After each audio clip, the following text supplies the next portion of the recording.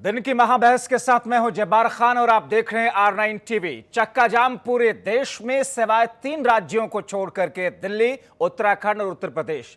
मगर चक्का जाम का असर अगर इसकी बात करें तो पंजाब, हरियाणा या राजस्थान में अगर इन तीनों राज्यों को छोड़ दें तो कहा यह जा रहा है कि बाकी देश के हिस्सों में उतना असर देखने को नहीं मिला, बल्कि मिला जुला असर रहा। लेकिन आज राकेश टिकैत ने यह कहा कि हम 2 अक्टूबर तक का अल्टीमेटम देते हैं सरकार तक।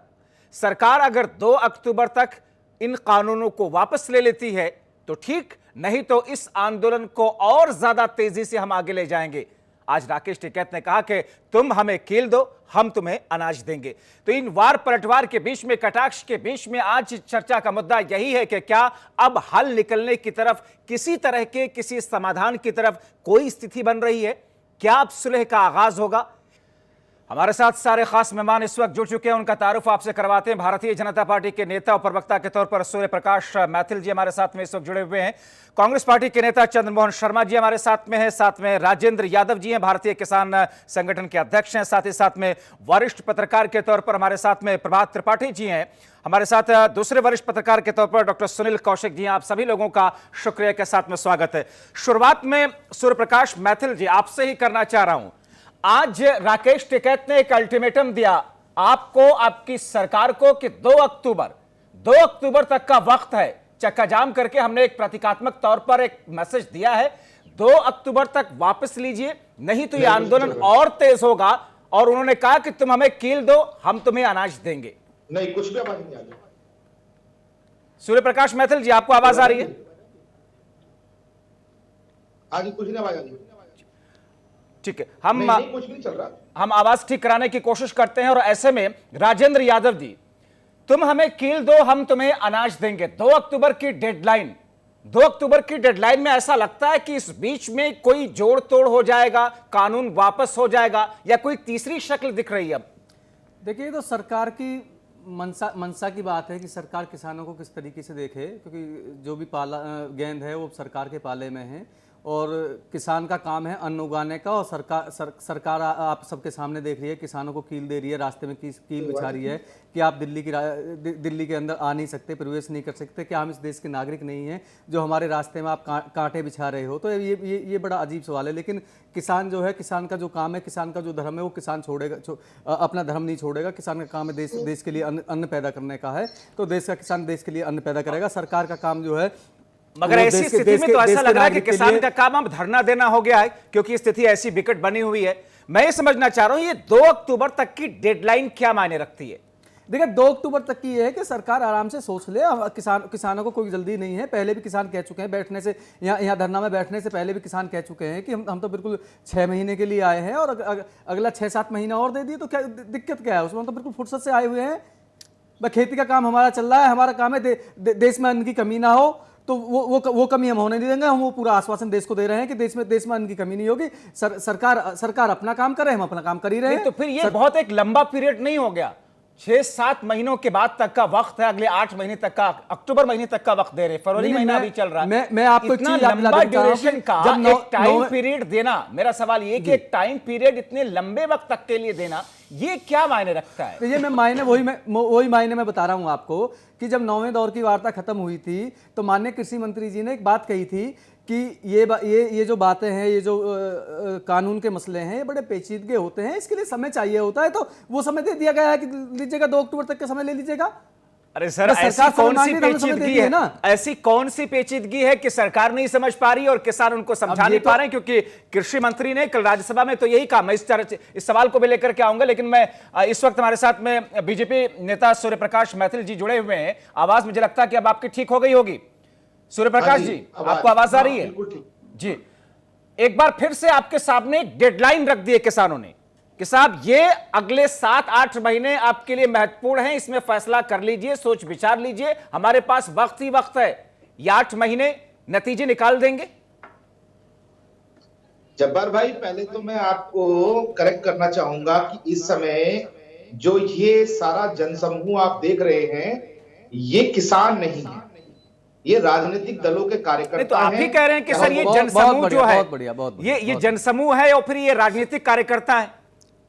मैं बताना चाहता हूं ना, आप जी। सुन लीजिए। हाँ जी। ये जनसमूह है, राजनीतिक दलों का जमावड़ा है। जब शामली के अंदर जयंत चौधरी पंचायतें करते हैं, जब आप हरियाणा के अंदर अभय चौटाला जी पंचायतें करते हैं, पंजाब के अंदर कांग्रेस की कार्यकर्ता सब लोग धरना प्रदर्शन करते हैं, और दिल्ली के अंदर खालिस्तानी झंडे लहराते हैं, तो आप इनको किसान नहीं कह सकते। दूसरी बात, आज भी जो इन्होंने जाम और बंद बुलाया था, चक्का जाम किया था, मात्र पंजाब के अलावा कहीं पर भी ये चक्का जाम प्रभावी नहीं हुआ। जबकि तो आपकी डेफिनेशन चक्का जाम की क्या है सूर्य प्रकाश जी? आपकी डेफिनेशन चक्का जाम की क्या थी? नहीं नहीं, मेरा सवाल, मेरे पहले सवाल को आप टाल गए। पूरी बात सूर्य प्रकाश जी, सूर्य प्रकाश जी, आप पूरी भूमिका के साथ में अपनी बात रखिएगा। मेरा सवाल यह था कि क्या 2 अक्टूबर तक की डेडलाइन कोई मायने रखती है, और अगर सिर्फ पंजाब तक यह सीमित था तो फिर इसको किस तौर पर देखा जाए? आपका क्या डेफिनेशन है इस चक्का जाम का? तोड़फोड़ हो, पुलिस के साथ में झड़प हो, तभी यह लगेगा कि यह चक्का जाम था? जब्बार भाई, पूरे देश के अंदर 70 करोड़ 80 करोड़ किसान इस समय इस बिल से खुश हैं, लेकिन ये जो खालिस्तानी है, ये जो अलगाववादी है, ये जो दंगा करने वाला गैंग है, अराजकता फैलाने वाला गैंग है, ये केवल देश के अंदर माहौल को बिगाड़ रहा है। उसका ताजा उदाहरण आपने 26 तारीख को भी देखा, उसके बाद आज भी ताजा उदाहरण आप देखिए कि पंजाब के लुधियाना में खालिस्तान समर्थक भिंडरावाला की फोटो लेकर रोड पे बैठे हुए थे किसानों की आड़ में। तो आपको पता चल गया होगा कि इस सारे के सारे आंदोलन को कौन फंड कर रहा है, कौन अराजकता फैला रहा है। राजेंद्र यादव जी, जवाब दीजिएगा। 26 तारीख को पूरे देश ने देखा है, 26 तारीख को पूरे देश ने देखा है वो कि इस आंदोलन को खराब करने के लिए किसकी मंशा है, कौन क्या करना चाह रहा है। ये 26 तारीख को देखा है कि दीप सिंधु के साथ किसके फोटो आ रहे थे और किसके फोटो नहीं आ रहे थे। एक तरफ आपके प्रधानमंत्री जी कहते हैं कि हम एक कॉल दूर हैं, दूसरी तरफ आप कहते हो आतंकवादी हैं, तो फिर इन आतंकवादियों से, इन देशद्रोहियों से आप वार्ता क्यों कर रहे हैं? इस तरह की गिरदोहरी नीति जो है देश के सामने आपका चेहरा जो है उजागर हो रहा है। आपके शीर्ष नेतृत्व कुछ कहता है, आप कुछ कहते हैं, पर्दे के सामने कुछ और पर्दे के पीछे कुछ। संसद में माननीय कृषि मंत्री जी कहते हैं, संसद में माननीय कृषि मंत्री जी बड़े हंसी मखौल उड़ाकर कहते हैं कि इस बिल में ऐसा काला क्या है, तो फिर जायज और की वार्ता क्यों, और क्यों फिर 13 मुद्दों पर आप लोग जो है 13 मुद्दों पर क्यों आप करना चाहते हो कि आपके मंच पे आकर बैठे हुए हैं, चाहे वो बसपा ले लीजिए, कांग्रेस ले लीजिए, आम आदमी पार्टी ले लीजिए, समाजवादी पार्टी ले लीजिए, लोकदल ले लीजिए, राष्ट्रीय लोकदल ले लीजिए, हर राजनीतिक दल सबको है। और आपकी बात को मैं फिर झुठला देता हूं, किसी भी राजनीतिक दल का कोई भी पदाधिकारी मंच पर नहीं है, मंच के नीचे हैं। ये शायद आपको जानकारी नहीं है। आप गाजीपुर आकर देख लीजिएगा, आप सिंधु बॉर्डर आकर देख लीजिएगा। एक सेकंड राजेंद्र यादव जी, एक सेकंड। सूर्य प्रकाश जी, अगर सूर्य प्रकाश जी, एक सेकंड राजेंद्र जी, एक सेकंड चुप रहिएगा। सूर्य प्रकाश जी, आप जरा सुनिए, क्या अगर विपक्षी नेता इस आंदोलन को समर्थन कर रहे हैं तो यह आंदोलन किसानों के बजाय राजनीतिक पार्टियों का हो गया? यह कहना क्या न्याय संगत है? क्या सिंगो बॉर्डर से लेकर, टीकरी बॉर्डर से लेकर, गाजीपुर बॉर्डर से लेकर, या हरियाणा, पंजाब, राजस्थान, या जहां भी उत्तराखंड, उत्तर प्रदेश, या अलग अलग जगहों पर जितने भी स्तर पर, जिस भी स्तर पर यह प्रदर्शन हो रहा है, वो सारे लोग राजनीतिक पार्टियों से आते हैं? ये टैग लगा देना उचित है? जब्बार भाई, आप मुझे एक बात का जवाब, देश का अन्नदाता होता है किसान। आज देश के अंदर 130 करोड़ की आबादी है, जिसमें से 80 करोड़ से ऊपर किसान भाई हैं। कांग्रेस ने 2 करोड़ किसानों के हस्ताक्षर करवाकर बताया था कि हमने 2 करोड़ किसानों के हस्ताक्षर कराए हैं। 2 करोड़ किसानों के हस्ताक्षर कराने का अर्थ होता है कम से कम 10 करोड़ किसान जमीन पर होते। तो आज क्या हुआ? क्या केवल किसान पंजाब में है?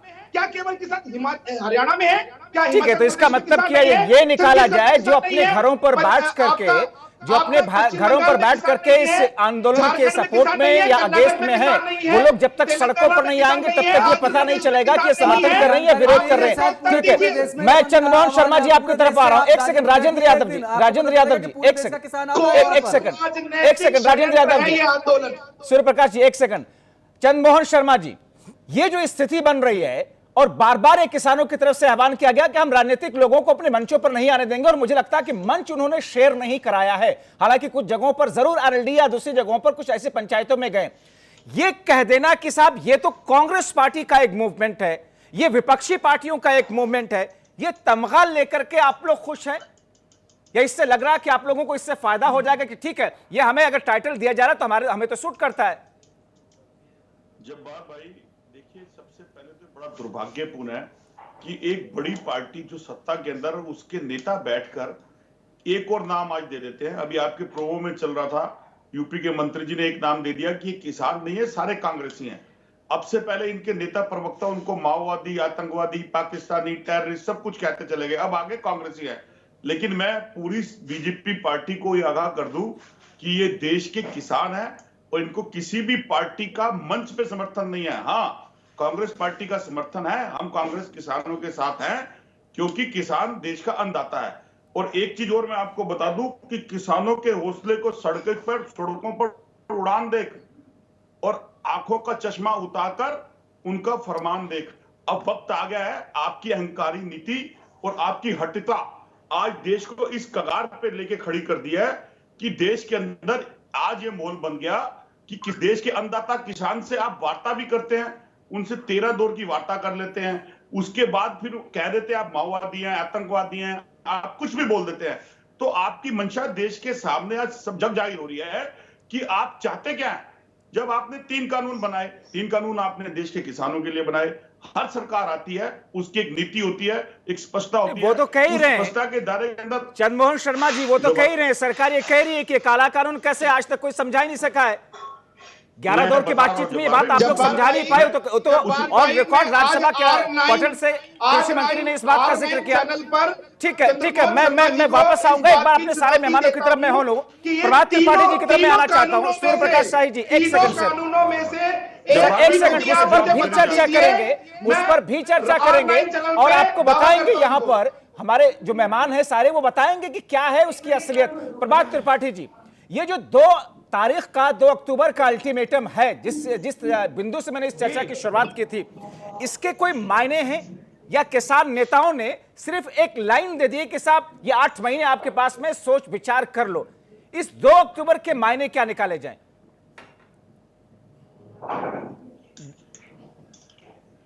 देखिए जब्बार जी, आज मैं किसान नेता महेंद्र सिंह टिकैत के बारे में बोलना चाहूंगा कि आखिर टिकैत किसके इशारे पे नाच रहे हैं।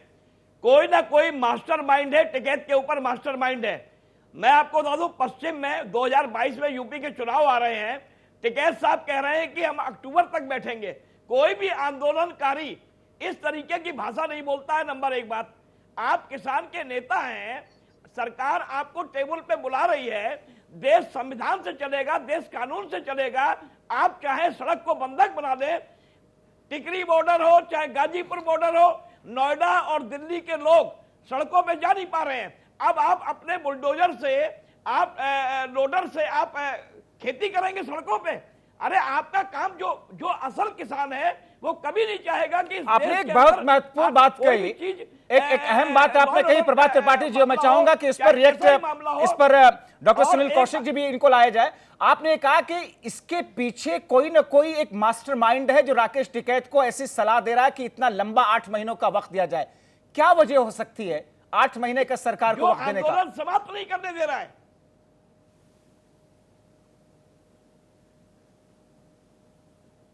डॉक्टर सुनील कौशिक जी। बिल्कुल, मैं देखो जब्बार भाई बिल्कुल प्रभावित कर रहे हैं। 2022 में चुनाव है और यदि हम पीछे पर्दे में या बंद कमरे में बात बीजेपी के नेताओं से करें तो बीजेपी के नेता भी यही चाहते हैं कि ये आंदोलन आगे तक चले, क्योंकि यदि कोई भी निर्णय लिया जाएगा तो वो चुनाव को प्रभावित करने वाला होगा। या तो किसान के पक्ष में कोई निर्णय आता है बड़ा, तो उत्तराखंड उत्तर प्रदेश में चुनाव है 2022 में, तो इनको फायदा मिलेगा।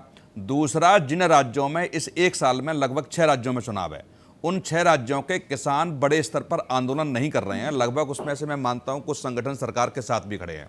तो वहां बिल्कुल भारतीय जनता पार्टी अपने आप में सही मानती है कि वहां कोई ज़्यादा प्रभावित करने वाले किसान नहीं होंगे। लेकिन उत्तर प्रदेश में और उत्तराखंड में हरियाणा आसपास बॉर्डर पड़ता है, तो 2022 का चुनाव जरूर प्रभावित होगा। और ये बीजेपी के नेता यानी कहते कि भी अंदर देश से। की राजनीति की दशा और दिशा उत्तर प्रदेश तय करता है, और उत्तर प्रदेश में चक्का जाम ना करना, इसके पीछे संकेत क्या? राकेश टिकैत किसानों के आंदोलन के साथ छल कर रहे हैं? नहीं, क्या बिल्कुल इसके नहीं। ये देखो, मायने निकाले आज गए? आज मैं इसको दावे के साथ नहीं कह सकता, लेकिन विश्वस्त सूत्रों से कई लोगों से जब्बार मेरी जी, फोन पे जब्बार मेरी जी, वार्ता एक बात, हुई। अभी मेरी पूरी बात नहीं हुई थी जी, आपने जी। मुझे पहले काट दिया। जी जी, रखिए सर, बोलिए प्रभात जी। रख लीजिए जब्बार प्रभात जी। जी मैं ये कह रहा था जी, मैं ये कह रहा था कि राकेश टिकैत, हाँ, जब आंसू बहते हैं, आंसू बहने के पहले पूरा उनका आंदोलन समाप्त हो गया था। एक टेलीफोन कॉल आता है, पूरी फोर्स लगा दी जाती है, बीजेपी का एक विधायक जाता है, उसका बहाना लगाया जाता है और टिकैत जी रोने लगते हैं। मैं तो ये कहता हूं कि टिकैत जी के पिता का आंदोलन मैंने 88 में देखा था। आंदोलनकारी वो होते हैं जो बात मान के उठ भी जाते हैं, एक जिद में नहीं बैठते हैं। किस सरकार बात को मान के उठते हैं अगर आंदोलन- सरकार अपनी आंदोलनकारी? हरकता में चल रही है, नहीं, किस तो बात को मान आप के वो आंदोलन उठते को हैं? सड़क पे ले आए बेवजह और बात को। आपने बंधक बना लिया, आपने देश को बंधक बना लिया। नहीं, देश को आप शायद आपकी नहीं, जानकारी देश में का- नहीं है। देश कानून प्रभात से जी, आपकी चलेगा, देश जानकारी में संविधान नहीं से है। चलेगा। आपके किसान नहीं बंधक रुके हुए हैं बनाने रोड से नहीं पर, चलेगा। सरकार ने आप- रोका हुआ है, आप सड़कों बैरिकेड पे- आपने लगा रखा है। आप सड़कों- पहले मांगा था, आप- समय मांगा था कि आप जनता मंत्री पद सड़कों दे दो। पे- शायद आप आपकी सड़कों जानकारी पे में नहीं है खेती ये। करेंगे। आपकी जानकारी में किसको नहीं गुमराह है। कर रहे हैं? आप गुमराह सीधे किसको कर सीधे रहे हैं? आप सीधे सीधे गुमराह सरकार की किसको पैरवी कर रहे हैं। आप खेती सड़कों पे करेंगे। किसान को आप गलत बता रहे किसान खेत- हैं। आपको खेत लगता है में देश के जो करता किसान है। संगठन है या देश के जो किसान यहाँ बैठा हुआ है वो गलत बैठा हुआ और है, वो राकेश किसी राजनीतिक टिकैत पार्टी की- से उत्प्रेरित है। राकेश टिकैत आपकी भाषा की- बता रही है कि आप किस पार्टी से राकेश टिकैत की उत्प्रेरित हैं आप। संपत्ति की जांच कराई जाए। बिल्कुल जांच आखिर करानी चाहिए, राकेश टिकैत के पास बिल्कुल इतनी जांच संपत्ति करानी आई चाहिए, कहां ये से? जांच का विषय है। संपत्ति की जांच कराई जाए। अरे सबकी संपत्ति जांच होनी चाहिए, बिल्कुल होनी चाहिए। ये बात आपको शायद नहीं पता है, ये बहुत पहले राकेश से चल टिकैत रहा है। से इतनी संपत्ति कहां से आई? क्या ये ड्रामा करेंगे? आप किसान के देखिएगा नेता ना, में ड्रामा करेंगे? आप, मैं बता रहा हूं, आप सरकार देश की बात नहीं पैरवी कर करेगा रहे हैं आपको, तो किसान सरकार बात आपके नहीं हाथ करेगा में है, आपको। सरकार आपके कंट्रोल में, आप जांच कराइए और सबकी संपत्ति की जांच होनी चाहिए। सरकार की पैरवी नहीं कर रहा हूं। ये किसान मैं कह रहा संगठनों हूं के नेताओं सरकार की भी को होनी MSP चाहिए, देनी और होगी। जो सरकार जो राज MSP चला रहे हैं, जो कानून सरकार चला रहे हैं, वो लेकिन मंत्रियों की भी टिकैत होनी को चाहिए। खाए। बिल्कुल क्योंकि होनी चाहिए टिकैत जांच। का ये एक मामला जांच ऐसा एजेंसी हो आपके गया हाथ है में है, कि आप देश आपकी को जांच बंधक एजेंसी बना रोकी देंगे। नहीं है किसी ने। आप देश को बंधक बना देंगे। आपको पता नहीं है देश को कौन आप बंधक देश बना को रहा है, कौन बंधक नहीं बना रहा बना है। देंगे। कीले आप लगाते हो, कीले आप लगाते हो, रास्ते आप जाम नहीं, कराते आप हो बंधक बना और रहे हैं। बोलते हो किसान ने देश को आप बंधक बना आंदोलन लिया की है। बात कीजिए, आप आंदोलन की बात मर्यादित कीजिए। भाषा का प्रयोग करिएगा कि किसान जो है आपने देश को 2 बंधक बना सकता अक्टूबर है, की वो डेडलाइन देश क्यों को दी नहीं देता है। आपने 2 अक्टूबर की डेडलाइन क्यों दी? आपने क्या करेंगे आप? 2 क्या अक्टूबर तक? चाहते हो, क्या चाहते आप हो बताइए, 2 कि अक्टूबर रस्सा तक कैसे क्या फिर करेंगे? हो?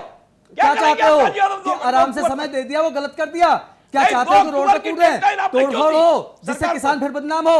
आपकी जो साजिश है उस 2 साजिश में अक्टूबर फंस जाए की किसान। डेडलाइन आप कौन अगर होते शांतिपूर्वक देने वाले? बैठने की बात करता है तो आप कहते हैं कि इतना लंबा समय क्यों दे दिया? आप समय 2 देने का गुनाह है अक्टूबर कोई? की डेडलाइन सरकार कौन आराम से होते सोच देने ले। वाले? आपके माननीय आंदोलन कृषि मंत्री ऐसे जी चलता कहते है। हैं, आपके आंदोलन कृषि ऐसे मंत्री जी होता कहते है। हैं कि हमें आराम से आंदोलन समय ऐसे दीजिएगा, होता समय है दे दिया तो आपको दर्द किसानों होने का। लगा। त्रिपाठी जी, ये आप किसानों का करिएगा आंदोलन कि ऐसा आप नहीं इसमें होता है भारतीय कि जनता टाइम पार्टी बाउंड का आपने प्रवक्ता 2 लिखिएगा अक्टूबर तो ज्यादा की अच्छा तारीख रहेगा दे दी आपके आपने। लिए। लेकिन एक बात तो है ना राजेंद्र जी, एक सवाल तो है कि आपने 3 राज्यों को कंसेशन दे दिया, पूरे देश में चक्का जाम का आह्वान किया, ठीक है, 3 राज्यों के कंसेशन देना और उसके बाद में 8 महीनों का ये टाइम पीरियड दे देना जी, सवाल तो ऐसे में विश्लेषण करने वाले लोग तो उठाएंगे ना कि इसके पीछे क्या कोई वजह है? क्या इसके पीछे कोई तीसरी शक्ति है जो चला रही है, जो रिमोट के सहारे से आप लोगों को इधर से उधर कर रही है? नहीं, ये एक बेबुनियादी सवाल है कि किसी के इशारे पे ये आंदोलन चल रहा है। तो सवाल उठाने वाले तो उठाएंगे ना सर। नहीं, ये बिल्कुल बेबुनियाद चीज है ना, तो सफाई देने का अधिकार हमें भी है, हम भी अपनी बात रख राजेंद्र सकते जी, हैं। सवाल इसलिए उठा, थोड़ा उसका समझने का प्रयास कीजिए। हो सकता है कि समीक्षक गलत हो सकते हैं आपके हिसाब से, किसान संगठनों के हिसाब से, कि यदि 1.5 वर्ष का समय सरकार देती है कि इस कानून को होल्ड पर रखा जाएगा, बिल्कुल बिल्कुल, तो आप उसको मानने के लिए तैयार नहीं है। आप इस बात के लिए जिद करते हैं कि हम 8 महीने तक आंदोलन करेंगे। तो 8 महीने तक आप आंदोलन करेंगे और 1.5 वर्ष में कितना समय होता है? यह सरकार मानती भी नहीं है। सुन लीजिए पूरी बात। अगर सरकार जब्बार जी मुझे इजाजत देंगे तो मैं इसका जवाब बिल्कुल मैं आप ही से पूछ रहा हूं, आप ही से जवाब आपको ही देना है। दूसरी बात, 3 राज्यों का वापसी का चक्का जाम का क्या मतलब था? उनको चक्का जाम में वापसी नहीं करनी चाहिए, जो हो गया वो हो गया, या ऐसी कौन सी परिस्थितियां बनी क्या सारे किसान संगठनों को टिकैत साहब ने विश्वास में लिया ये निर्णय लेने से पहले, कि अचानक चैनल पर बोल दिया कि साहब हम 3 राज्यों में चक्का जाम नहीं करेंगे? दूसरी बात यह है कि पीछे के पर्दे से हुआ तो मैं नाम भी खोलूंगा, क्या कोई ऐसी साठगांठ सत्ता पक्ष से चल रही है? मैं सारे संगठनों की बात नहीं कर रहा हूं राजन जी, मैं टिकैत साहब की बात कर रहा हूं। क्या सत्ता के गलियारे में ये चर्चा है आज, और आज नहीं तो हफ्ते 10 दिन में ये बात है खुल के आएंगी? क्या कोई ऐसी चर्चा है पीछे से सत्ता पक्ष से कि वो सत्ता पक्ष को फायदा पहुंचाने की फिराक में है राकेश टिकैत जी? राजन जी, या कोई और चर्चा ऐसी है कि जो भी निर्णय लिए जाएंगे, मुझे लगता है कि संयुक्त मोर्चा आपका बना हुआ है, 41 संगठन आपके हैं, यदि प्रेस कॉन्फ्रेंस करते कि 3 राज्यों में चक्का जाम नहीं होगा तो मुझे लगता है कि सारे लोग उसमें बैठते प्रेस कॉन्फ्रेंस में। आज की स्थिति में सुन लीजिए राजन, जितनी भी प्रेस से बात हो रही है, आप 2 दिन 3 दिन से सारी चीजें निकाल के देख लीजिए, केवल राकेश टिकैत उसको मैनेज कर रहे हैं। आपका संयुक्त मोर्चा 41 संगठनों का बना हुआ है, तो मुझे लगता है कि दूसरे संगठनों के प्रतिनिधि भी मंच पर होने चाहिए, लेकिन लगभग सारा मैनेज राकेश टिकैत जी कर रहे हैं। तो यह समझने का प्रयास आपको करना होगा। तो हो सकता है हम लोग गलत हों, हो सकता है हमारे पास गलत सूचनाएं हों, और हो सकता है कि आपके हमसे सवाल होंगे। राकेश टिकैत को अपने नेता के तौर पर एक्सेप्ट कर लिया है, इसलिए वो जो बात कर रहे हैं उसको सभी लोग मान रहे हैं और सुन रहे हैं। आज चंद्रमोहन शर्मा जी, प्रकाश जावड़ेकर ने, केंद्रीय मंत्री ने आज एक शशि थरूर का एक ट्वीट निकाल करके उसे रीट्वीट किया, जिसमें शशि थरूर ने कहा था कि हमारे देश में उतना अनाज सड़ जाता है जितना कुछ देशों में पैदा नहीं होता है, इसलिए भंडारण के लिए उसकी व्यवस्था होनी चाहिए। और मौजूदा सरकार ये कह रही कि हमने भंडारण की व्यवस्था के लिए कानून बनाया और इसमें उसके प्रावधान किए गए। जाहिर तौर पर तब आपने क्या सोचा, अब आप क्या सोच रहे हैं? और ऐसी स्थिति में इस आंदोलन को डिरेल करने का सारा ठप्पा आपकी पार्टी पर ही लग रहा है। देखिए जब्बार भाई, मैंने आपके पिछले वक्तव्य में आपने मुझे बोलने नहीं दिया था, मैंने तब भी बोला था किस बात का ठप्पा लग रहा है। हम तो पूरे शोरे के साथ बोल रहे हैं कि हम किसानों के साथ हैं, हम बड़ी हुंकार के साथ बोल रहे हैं कि हम किसानों के साथ हैं, हमारा कांग्रेस का नेतृत्व बोल रहा है कि हम कांग्रेस के किसानों के साथ हैं, लेकिन किसी उपद्रव संगठन, किसी उपद्रवी के साथ कांग्रेस पार्टी न कांग्रेस पार्टी का नेतृत्व है। अब जैसे आपके डिबेट में बैठे हुए हमारे मित्र थे प्रभात भाई, हमारे बड़े हैं, बहुत व्यक्तित्व वाले व्यक्ति हैं।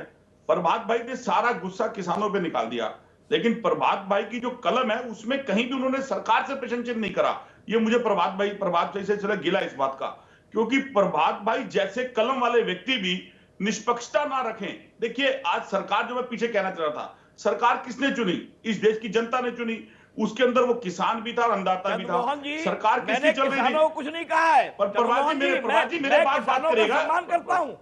किसान का जो लीडर है, मैं उसकी बात कर रहा हूं। मैंने किसानों को कुछ नहीं कहा। किसान है। आपका मान किसान है बात जी नहीं, किसान है। प्रभात भाई आप मेरे बात करिए, मैं आपकी बात को ही रख रहा हूं, मेरे को कहने दीजिए।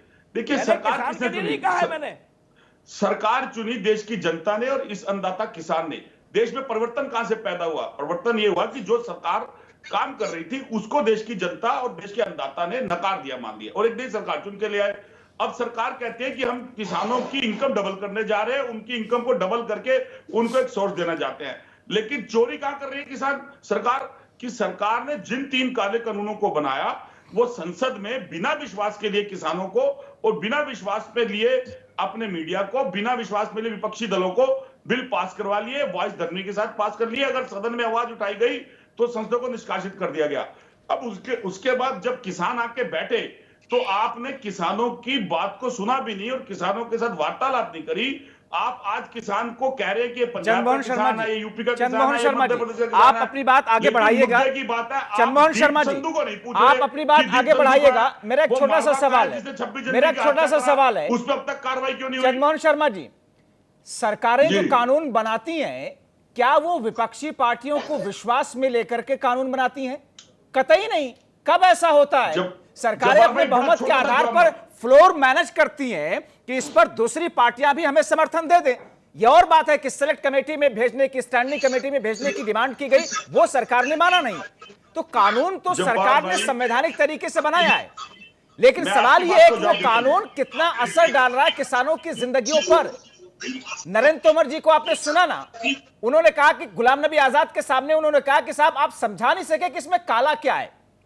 अब या तो कृषि मंत्री झूठ बोल रहे हैं या तो विपक्ष झूठ बोल रहे हैं। कि हमने समझाया वो समझ नहीं रहे। चर्चा में अब मैं आपकी रोजाना बात का- मैं आपकी रोजाना बात लोग का देखते सराहना पे हैं। जवाब देता हूं। जी देखिए बेसिक क्या है, आप और अब जब छोटे थे हमारे को स्कूल भेजा जाता था, और जब हम स्कूल जाते थे तो शायद हम जाने से पहले सोचते थे कि अभी स्कूल नहीं जाना, पेट दर्द होना, कुछ होना है। हमारे माँ बाप हमें समझाते थे कि स्कूल जाने से आपको शिक्षा मिलेगी, आपका रूटीन अच्छा रहेगा। ये बौद्धिक दिमाग एक बच्चे का था। आज हम लोग एक ऐसी स्टेट में आ गए कि हमारा दिमाग विकसित हो गया है। तो जब आप कह रहे हो, कृषि मंत्री ये कह रहे हैं कि काले, इसमें काला क्या है, तो जब आप ये शिक्षा लेके आ रहे थे तो आप देश के किसानों को नहीं बता सकते थे कि इसमें काला नहीं सफेद है, क्योंकि आपके पास सफेद था ही नहीं, आपके पास काला था। और अब आप जब फंस गए तो अब कह रहे हो कि इसमें काला नहीं, क्या है। वो तो कहां अरे फंस अभी रहे भी हैं? वक्त है। वो कहां 150 फंस से रहे हैं? ज्यादा किसानों की फंस यहां पर रहे हैं जब देश का अन्नदाता किसान, जिसके लिए डबल इनकम करने की बात कर रहे थे और उसके लिए बौद्धिक होने के लिए वो मान नहीं रहे उस बिलों को, और आप उसके लिए किसी तरह के और प्रश्न चिन्ह खड़े कर रहे हैं। सूर्यप्रकाश जी, जब जवाब देश दीजिए। का अन्नदाता किसान आपसे ले नहीं चंद्रमोहन रहा जी। और आप उसको जबरदस्ती जब्बार दे रहे हैं भाई, बिलों को।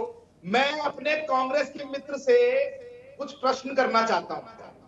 सबसे पहला प्रश्न, क्या इन्होंने ये तीनों कानून पढ़े हैं?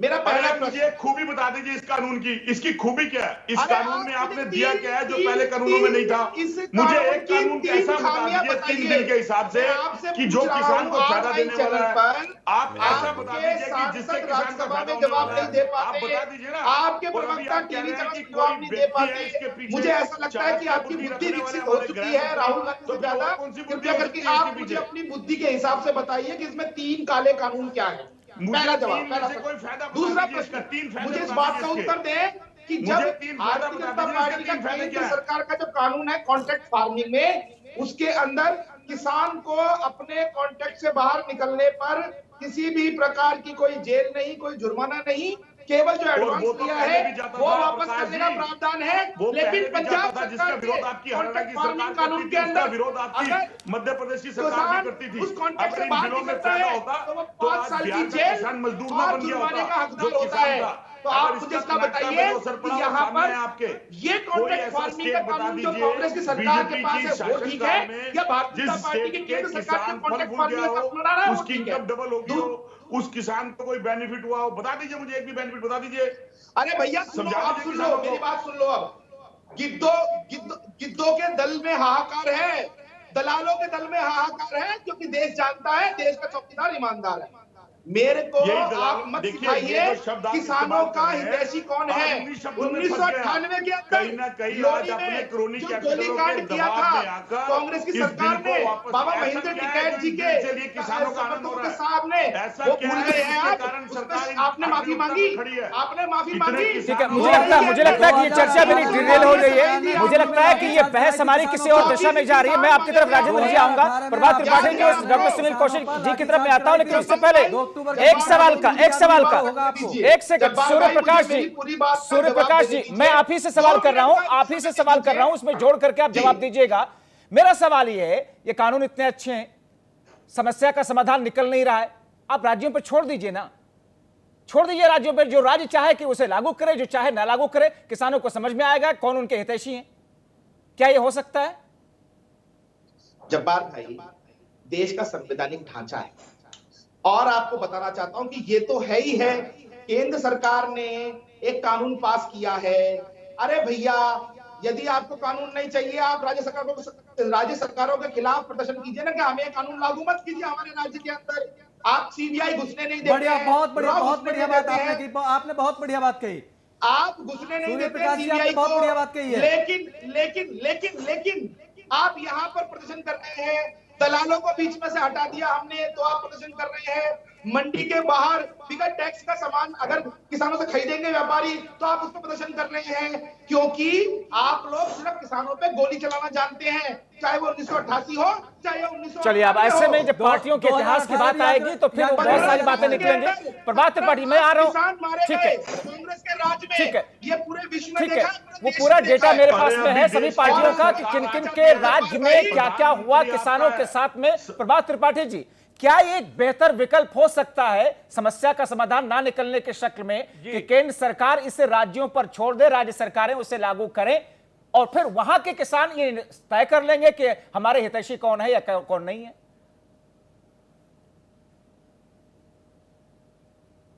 नहीं जब्बार जी, मैं इससे सहमत नहीं हूं, क्योंकि इससे संघीय ढांचे के, देखिए देश में एक कानून बनता है और ये केंद्रीय कानून है, ये राज्यों वाला कानून नहीं है कि हर राज्य अपने स्तर पे इसको देखें। ये केंद्रीय कानून है और केंद्र का कानून अगर कोई राज्य नहीं मानता है तो ये संघीय ढांचे में प्रहार है। अगर केंद्र सरकार ये विकल्प रखते, पंजाब ने नहीं मैंने माना। जो समाधान बात के कही लिए। थी, जो हमारे चंद्रमोहन शर्मा जी कह रहे थे, जी। मैं नहीं, देखिए पंजाब अगर नहीं मान रहा है तो ये देखिए उसने जो भी कानून पास किया, राज्य अपने कानून पास करने का राज्यों को अधिकार है, लेकिन जो केंद्रीय कानून बनता है अगर उसको राज्य सरकारें नहीं मानती हैं तो संघीय ढांचे का एक प्रहार है, एक तरीके से टकराव है संघीय ढांचे का, जैसे कि ममता बनर्जी करती है। त्रिपाठी जी, अनुच्छेद 254 के पैरा दो में ये प्रदेशों को अधिकार दिए हैं कि यदि केंद्र सरकार कोई कानून बनाती है। लीजिए ना जी। आप सुन लीजिए मेरी बात, आप सुनेंगे, पहले पूरी बात आ जाने दीजिए। मैं ये कह रहा हूं कि टिकैत साहब अगर किसानों के नेता हैं तो जो वो मिट्टी खेत से लाए हैं और उन्होंने सड़कों में डाल दी है, मैं तो कहता हूं मीडिया वालों से निवेदन करता हूं कि किसान खूब बैठे 2 अक्टूबर तक, मीडिया एक भी इंटरव्यू उनका ना चलाए, एक भी मीडिया कैमरे की हाईलाइट के फिर ये लोकतंत्र कहां बचा? फिर ये लोकतंत्र कहां बचा? लोकतंत्र नहीं बचा ना फिर त्रिपाठी जी। किसान गांव में मतलब है, किसी किसान की आवाज मीडिया दबाएगी तो ये लोकतंत्र कहां बचा? कैसे नहीं बचेगा? क्यों लोकतंत्र बचा? पहले तो आपसे कहा यदि था, कोई व्यक्ति रोएगा तो मीडिया को दिखाना पड़ेगा। और कौशिक मीडिया का काम ये है, मीडिया जो देश में हो रहा है वो दिखाए, निर्णय जनता करेगी, मीडिया थोड़ी होती निर्णय करने वाली।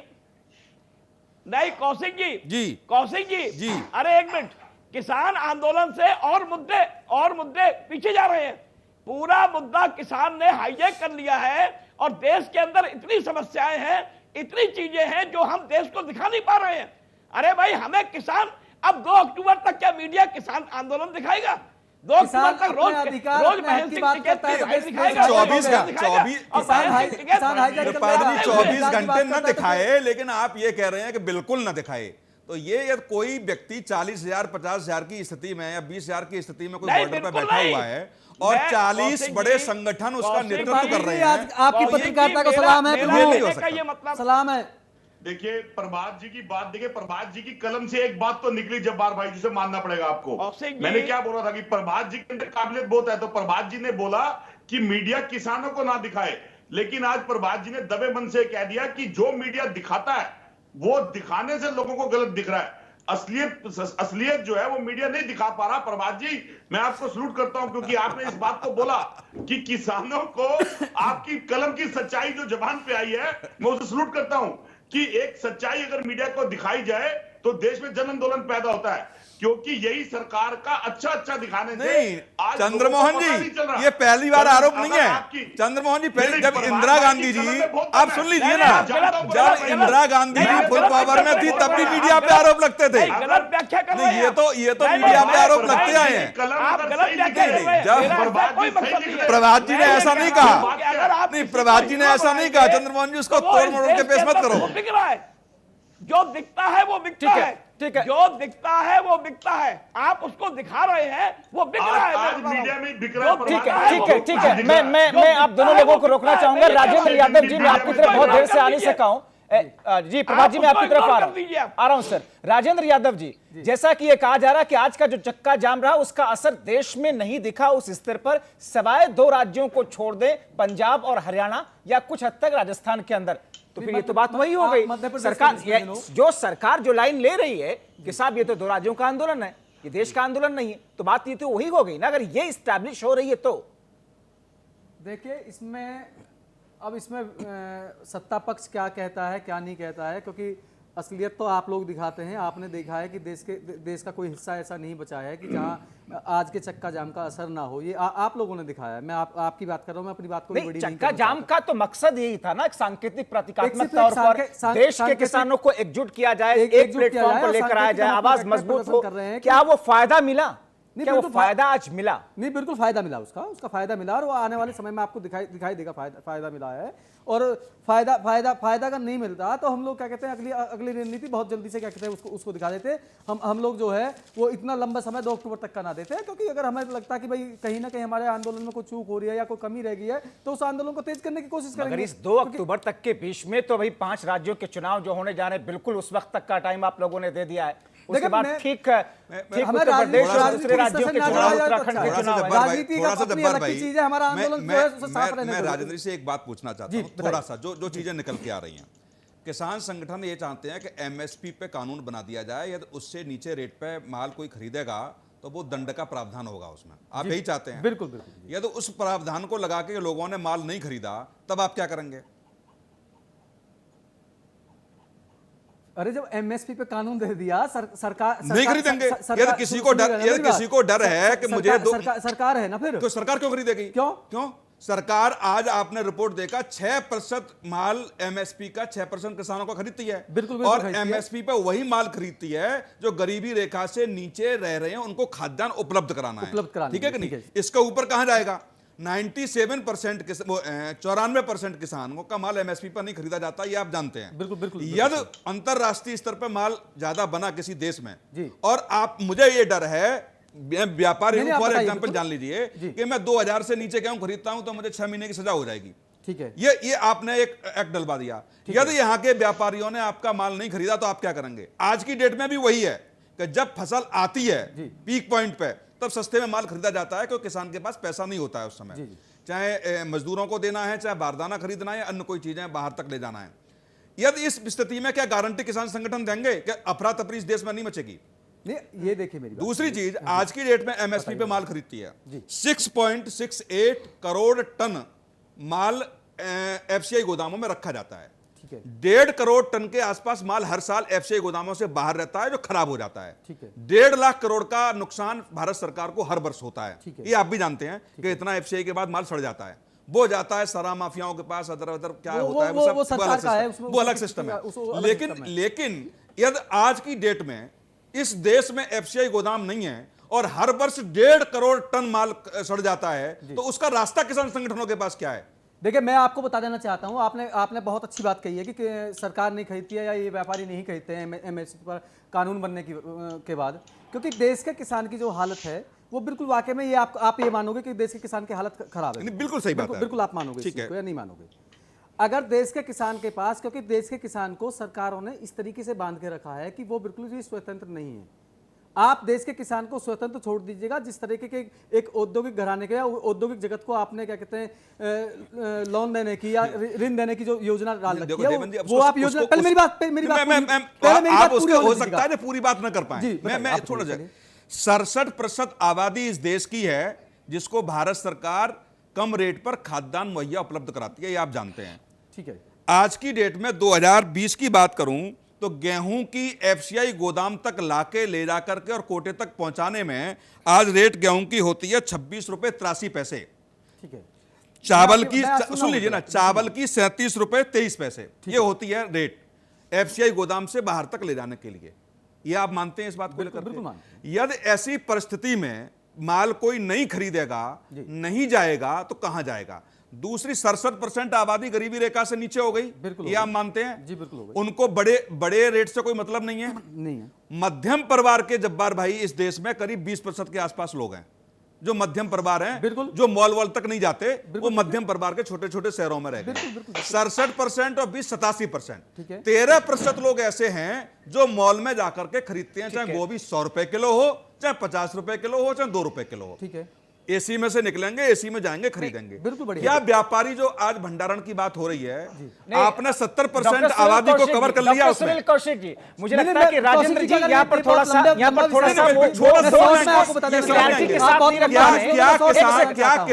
क्या व्यापारी 13% आबादी पर व्यापार न करे तो क्या करेगा? राजेंद्र जी एक सेकंड, डॉक्टर सुनील कौशिक जी, आपने हाइपोथेटिकल बात की है कि अगर वो इंडस्ट्रियलिस्ट फ्री ट्रेडर्स अगर जो बाहर बैठे हैं एमएसपी को लीगलाइज करने के बाद अगर वो नहीं खरीदते हैं तो क्या होगा? जाहिर तौर पर फिर क्या होगा? फिर इसका मतलब क्या मार्केट बंद रहेगी? क्या खरीदारी ही नहीं होगी? क्योंकि देश अगर का एमएसपी आदमी तय है मार्केट तो उसी पर देश खरीदारी का होगी। मैंने- मार्केट तो बंद नहीं हो सकता। आप पूरा देश का समझिए। आदमी मार्केट मैंने- तो क्या हो मैंने सकता है आंकड़ा ना? ये बताया। मजबूरन खरीदना पड़ेगा ना। ये मैंने आंकड़ा लेकिन- बताया कि लेकिन भारत इनको सरकार- कहाँ एतराज है डॉक्टर सुनील कौशिक मैं जी? करूं, भारत इनको सरकार- कहाँ एतराज है कि गोदामों के लिए भंडारण के लिए जगहों पर सरकार ने तो दे आप दिया बात ही नहीं समझ रहे। भंडारण इसलिए मैं आपको बता रहा हूं, मैं समझ रहा हूं, मैं आपको एक बात जो बताऊंगा, भंडारण आपके- आप जो इस भंडारण बात को होगा दूसरे तरीके से ले जा रहे हैं। जो कौशिक जी क्या कहते हैं, नहीं, मैं जो एक बात भंडारण जवाब आप दूंगा। ये बताओ 67% क्योंकि आबादी ये- पे तो यही रहेगा ये ना। जो बात आपने वो तो रखी है, भारत किसान संगठनों के कहते हैं 5% की बात रखी है आपने बिल्कुल। जी, जी। मैं ये कहना चाहता हूं कि जो जो इस कानून का विरोध कर रहे हैं उस कानून पर बिल्कुल आप घुमा के लाए हैं, लेकिन हम लोग घुमा के सीधी नहीं लाया, बात मैं कर रहे हैं। सच्चाई नहीं, बता बात रहा हूं। विरोध सीधी की बात नहीं करें, है। बिल्कुल वही बात सच्चाई विरोध बता नहीं रहे कि हैं। उसके अलग-अलग जब पहलुओं देश को का समझने किसान और जो है, समझाने की है। ठीक है, स्वतंत्र ही नहीं है। ठीक है, ठीक है। अब ऐसी स्थिति में प्रभात त्रिपाठी जी, ये जो स्थिति बन रही है, आपका एक लंबा अनुभव रहा है, आपने अलग अलग प्रदर्शनों को देखा है, महेंद्र टिकैत के भी उस प्रदर्शन को भी आपने देखा, कवर किया होगा। ये जो स्थितियां हैं, इन स्थितियों में कोई रास्ता आपको दिख रहा है? कोई एक ऐसा रास्ता जिससे किसानों को लगे कि हां हम संतुष्ट हैं साहब, ठीक है सारी बातें नहीं मानी गई लेकिन हम संतुष्ट हैं? क्या यह बेहतर नहीं होगा कि सरकार ये अगर 1.5 साल के लिए सरकार इसे होल्ड कर रही है, सरकार ये कह दे कि ठीक है हमने वापस ले लिया कानून, फिर से बैठ करके उसे बना ले, एमएसपी या एकाध मुख्य बिंदुओं को उसमें शामिल कर दे, ले आए? क्या एक बेहतर विकल्प नहीं होगा? देखिए जब्बार जी, कोई भी सरकार अपने कोई भी माँ बाप अपने बच्चों को भूखा नहीं सोने देंगे। यही हाल सरकार का होता है कि सरकार अपना ये विरोध खुद नहीं करवाएगी। सरकार को अब ये चाहिए इस आंदोलन को उठाने के लिए कि सरकार अपनी एक हठधर्मता छोड़े। पार्लियामेंट सत्र चल रहा है, आप एमएसपी पे कानून दे दीजिए। अगर पिछली सरकारों ने एमएसपी पे कानून नहीं बनाया तो आप उस लकीर को मत पीटिए। नहीं तो प्रभात त्रिपाठी जी, ये आखिर इसके पीछे की वजह क्या है? सरकार एमएसपी को लीगलाइज तो नहीं करेगी। अगर लीगलाइज कर देते तो शायद ये आंदोलन खत्म हो गया होता। दायरे में ले आइए और एमएसपी दे दीजिए, आप किसान उठ के चले जाएंगे। देखो कितनी बढ़िया बात की है त्रिपाठी जी ने, बहुत एक बढ़िया बात की सेकंड, है। एक सेकंड प्रभात त्रिपाठी जी, सरकार तो इसी बात को दूसरे अंदाज में घुमा करके कह रही है कि हमने एमएसपी को खत्म किया है, लेकिन उसे कानूनी मान्यता नहीं दे रही है, उसे लीगल गारंटी नहीं दे रही है सरकार, ना वो देना चाहती। यही तो एक मुख्य बिंदु है, यही तो है ना मुख्य बिंदु। देखिए जब्बार जी, सरकार से गलती कहां हुई? आपने कानून बनाया, लेकिन कानून बनाने के बाद सड़कों में आने के पहले आप किसानों को समझा नहीं पाए कि इस कानून का फायदा क्या है। अब आपके मंत्री बैठ रहे हैं, अरे भाई ये रिफॉर्म्स का कानून है, आप किसानों की दशा सुधारना चाहते हैं तो आप बताइए किसानों को, किसानों के ठेकेदारों को नहीं। जी आप दुकान मत चलाइए इनकी। ठीक है, आप सूर्यप्रकाश बिल्कुल बहुत बढ़िया बात आपने कही है, मैं राजेंद्र जी आपकी तरफ आ रहा हूं। अब ये सूर्यप्रकाश जी बहुत अब ये अच्छा किसान कहना चाह संगठनों रहे के हैं। प्रवक्ता बात कर रहे हैं। ठीक है, नहीं, ठीक है। नहीं, नहीं, अब ये किसान शर्मा संगठनों के शर्मा जी प्रवक्ता को काम लग कर रहा रहे होगा हैं। क्योंकि नहीं, उनको ये मामले अभी समझ राजेंद्र लग रहा जी ये होगा कह आप रहे थे कि निष्पक्ष उन्होंने मीडिया कहा के कि ऊपर बात किसान कर रहे हैं। संगठनों की ठीक है। दुकान बंद हो जाए। देखिए एक एक करके बोले, वैसे आवाज नहीं जा रही है। किसान- सूर्यप्रकाश जी के पास मैं बोलूं। सूर्यप्रकाश जी, ये जो स्थिति है, जैसा कि भी प्रभात त्रिपाठी जी ने कहा कि सरकार को चाहिए कि इसे लीगलाइज कर दे एमएसपी को। अगर इसी बात को अगर सरकार मान ले तो शायद ये आंदोलन अगले ही दिन खत्म हो जाए। एमएसपी की लीगल गारंटी जब्बार निश्चित तौर पर भाई, खत्म हो जाएगा। एमएसपी के ऊपर लीगल गारंटी की जो बात की जा रही है, इसका कोई प्रश्न ही नहीं उठता। हमने एमएसपी खत्म ही कहाँ किया है? खत्म नहीं इस तो आप बात लीगल का गारंटी मतलब देने में नहीं दिक्कत है। क्या है सर? का ही दूसरा सर, है। सुन लीजिए ना, 2.5 महीनों से हम लोग इस बात को लेकर के रोजाना चर्चा करते हैं। बात नहीं हो रही है। पूरी बात सुन लीजिए। मैं आपको पूरा वक्त दूंगा सर, सुन लीजिए आप ना। कहेंगे तो आधा घंटा और हम इस डिबेट को बढ़ा लेंगे, स्टैंड कर देंगे। लेकिन मैं ये कह रहा हूं कि एमएसपी को लीगल गारंटी देने में दिक्कत क्यों है? आपने खत्म नहीं किया, ठीक है। जब्बार भाई, मैं आपको फिर बताना चाहता हूं, इस बार के बजट में सरकार की सीधी मंशा साफ दिखाई देती है। 1000 मंडियां पहले ही ई-नैम पोर्टल पे है, दोबारा से नहीं। आप बजट की बात ना कीजिएगा, इसमें ये बजट का मुद्दा नहीं है। सर, आप सवाल को घुमा गए। ये बजट का मुद्दा नहीं है। मंडियों के डेवलपमेंट के लिए दिया है 16,50,000 करोड़ रुपया। हमने सर, वो पिछली सारी बार बातें इसीलिए आपकी सारी बातें यही तो सूर्यप्रकाश होता है, महतिल जी वार्ताओं में। बिल्कुल ठीक है आपके हिसाब से। वार्ताओं में यही होता एमएसपी है। को लीगल गारंटी देकर के इस आंदोलन को क्यों नहीं खत्म कर देती आपकी सरकार? मैंने जब्बार किसान भाई, खुद ही उठ जाएंगे। मैंने अभी क्या कहा आपसे कि जब आपने अपने देश में ये देखा होगा कि चीनी महंगी हो गई तो क्या करती है सरकार? आयात करती है। जब्बार मैं आ रहा हूं, कोई मैं आ भी रहा हूं चीज आपके महंगी होती है तो सरकार आयात करती है, उसमें ढील देती है। यदि एमएसपी पे सरकार ने गारंटी दे दी, कानून बना दिया, तो मैं फिर पूछ रहा हूं किसान संगठनों से और विपक्ष से कि यदि व्यापारी उस माल को खरीदने तैयार नहीं हुए तो वो माल ठीक है, कहां चंद्रमोहन जाएगा? शर्मा जी से जवाब ले लेते हैं। केवल मेरा एक- चंद्रमोहन शर्मा जी से जवाब ले लेते हैं। राजेंद्र जी, मैं आपकी तरफ आऊंगा। चंद्रमोहन शर्मा जी, एमएसपी की लीगल गारंटी देने के बाद में एक सवाल है डॉक्टर सुनील कौशिक जी का कि अगर फ्री ट्रेडर्स, प्राइवेट ट्रेडर्स ने उस एमएसपी पर नहीं खरीदा, किसी ने खरीदारी ही नहीं की, तो क्या होगा उस स्थिति में? हाइपोथेटिकल सवाल है। जब भाई मुझे थोड़ा समय दे दीजिएगा। देखिए, सबसे पहले देखिए, डिबेट बहुत अच्छी और सार्थक जारी है हमारे बीच में। मैं फिर दोबारा वापस उसी पे आता हूं कि प्रभात भाई ने एक बहुत बढ़िया बात बोली, क्योंकि जब तक कलम से कोई सही बात नहीं निकलेगी तो सरकार के दिमाग के आईने में वो बैठेगी नहीं। अगर कोई निष्कर्ष हो, उसका निष्कर्ष निकलना चाहिए, क्योंकि हम सब देशवासी हैं, हम देश के लिए काम कर रहे हैं। हमारी पार्टी विचारधारा बदल सकती है, लेकिन देश एक हिंदुस्तान है। आज देश का अन्नदाता किसान ने सरकार के सामने दोहार लगाई है और सरकार ने उसको एक कानून दिया, लेकिन अन्नदाता ने दोहार लगाई कि ये कानून मेरे फायदे का नहीं है। तो देने वाली सरकार है, तो ऐसा नहीं है कि सरकार उसको चेंज नहीं कर सकती या बदल नहीं सकती। सदन चल रहा है, प्रभात भाई ने इस बात का प्रमाण दिया। फिर प्रभात ने ये बात भी बोला कि इसमें चर्चा पहले भी हो सकती थी, अब भी हो सकती है। अब मैं सुनील कौशिक जी की बात को जवाब देता हूं। सुनील कौशिक जी, जिस बात का संशय आप कर रहे हैं, उसी बात का संशय किसान कर रहा है कि अगर ये कानून ऐसे बनकर उन क्रोनी कैपिटल के हाथ में चला गया तो जब वो मेरे से खेत में लेगा उपज लेने आएगा, तो क्या वो मुझे उपज को मेरे सही दाम देगा या वो मुझे कहेगा इस चीज को बोने के लिए? तो इसी सामान बेच सकता है। क्या कि आप सुनते नहीं हैं, फार्मिंग के अंदर एक निबंध लेके आते हैं, वो उसी को बोलने लग जाते हैं, और जब उसकी डिबेट आप कर नहीं सकते, वो कॉन्टेक्ट से बाहर निकल जाएगा। जब बार बार इसको कोई जुर्माना नहीं देगा, ये जब तक बाहर नहीं जाएगा, गौ हमारी माता है, गौ के 4 टांग है, एक पूंछ है, 4 थन है, 2 कान है, वो दूध देती है। तब तक डिबेट में बैठने लायक नहीं है ये, क्योंकि इनको वैश्विक बातों पे चर्चा करनी नहीं, ना सदन में करेंगे। ठीक है, मैं माफी के साथ आप दोनों लोगों को इंटरप्ट करना चाहता हूं, क्योंकि मेरे पास वक्त बिल्कुल समय बस कुछ ही सेकंड का है। राजेंद्र यादव जी, अब आखिरी बात कह दीजिए। 8 महीने का वक्त, समस्या का समाधान कोई नहीं। 8 महीने का समय दिया है, सरकार आराम से सोच ले।